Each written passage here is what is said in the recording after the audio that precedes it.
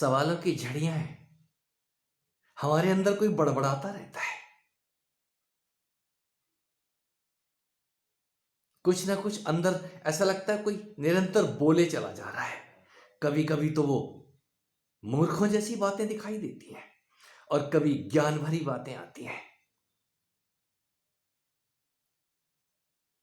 हम बड़ी मुसीबत में हैं, करें तो करें क्या। एकांत में रहते रहते हम पागल हुए जा रहे हैं। हम भी आपके जैसे ही थे, एकांत में रहते रहते ही पागल हो गए। क्यों? वो बड़बड़ाने वाला आपके अंदर ही बैठा हुआ है, वो बड़बड़ाएगा।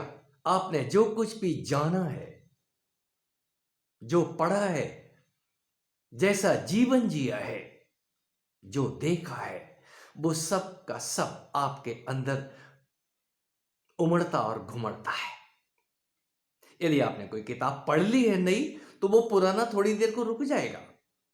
ये चलता रहता है, चलने तो दीजिए। इसी को हम मनन कह सकते हैं। आप उस पे मनन कीजिए। आप बड़बड़ाने वाले नहीं हैं, आप अलग हैं उससे। उसको बड़बड़ाने दीजिए, बकने दीजिए।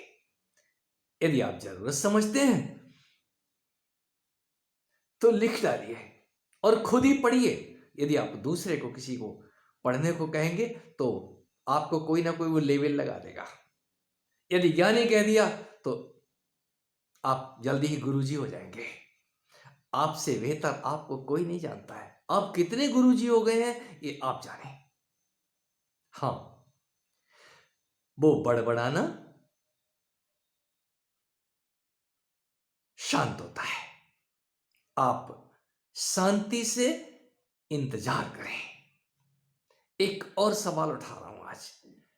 मेरे गुरुजी ने तो ध्यान करने से मना कर दिया था, कोई साधना करने की जरूरत नहीं है।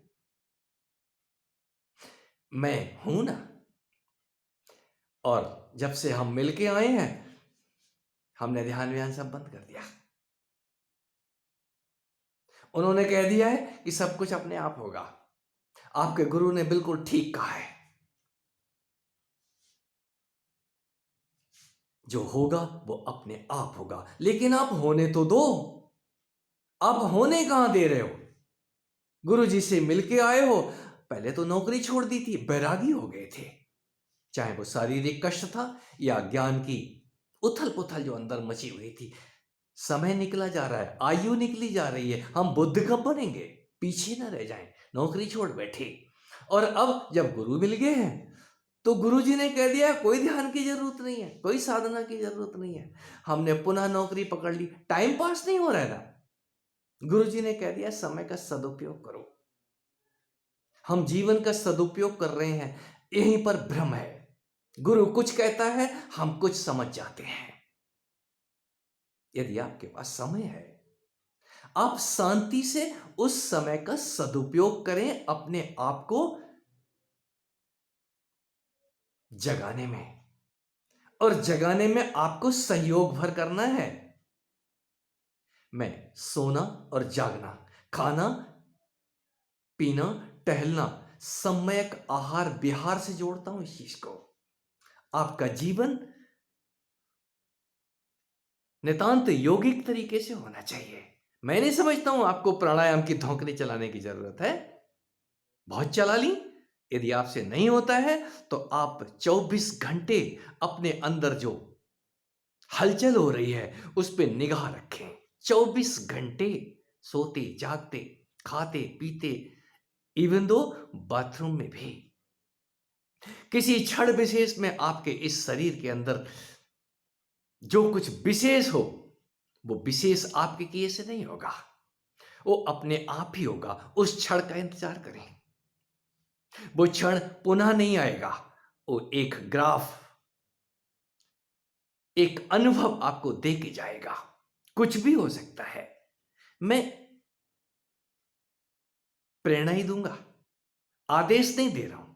आप जो चाहें करें, वो आपके ऊपर है। जो ये मिलके गए, हमारे गुरुजी ने कह दिया है, कोई साधना की जरूरत नहीं है, कोई ध्यान की जरूरत नहीं है। जरूरत ध्यान की नहीं है, जरूरत साधना की नहीं है। साधना कोई साध साध मत। तू ना का मतलब तो समझ ले। खाना, सोना, रहना,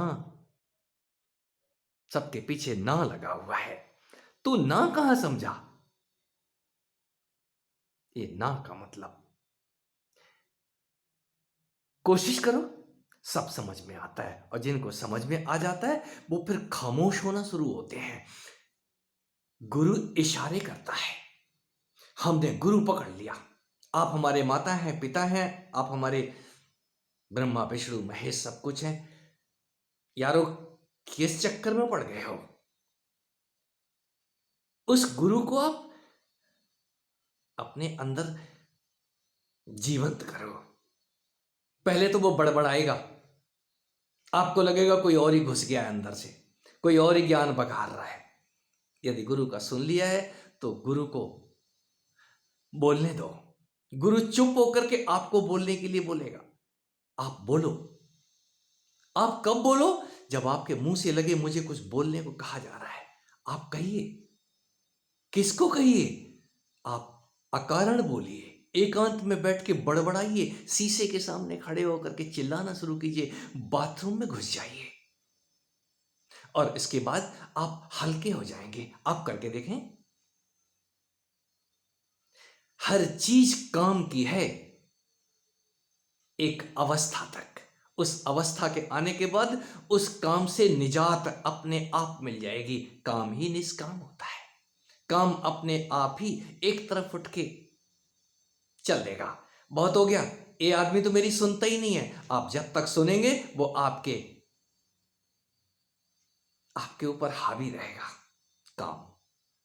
और साथ में क्रोध, इस सब के सब आते और जाते हैं। आप चढ़ने दीजिए, उनको उतरने दीजिए। आप इंतजार करें और अपने उस निष्काम भाव को आने तक इंतजार करें। हाँ, गुरु ने क्या कहा है उस पे पुनः मनन करें। गुरु तो सही कहता है, आप अपनी बुद्धि भी लगावें थोड़ी सी।